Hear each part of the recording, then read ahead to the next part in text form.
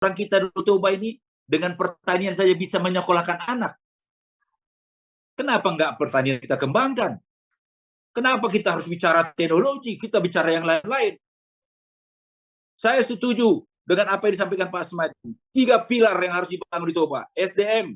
Kita terkenal dengan Sobo Surung, dengan SDEL. Tapi kita tidak pernah manfaatkan ini. Kita ditinggalkan, diberikan anugerah yang maha kuasa, suatu harta karun yang tidak bisa habis, pariwisata, tapi tidak pernah kita tata dengan baik. Tidak pernah kita kelola dengan baik. Kenapa? Kita tidak pernah mempersiapkan SDM-nya. Siapa yang mengelolanya besok? Ke depan? Nggak ada. Minimal di Toba ini, karena area wisatanya begitu banyak, harus ada di sini sekolah pariwisata. Supaya mereka yang menangani itu. Ini saya lihat kafe, homestay, restoran, hotel.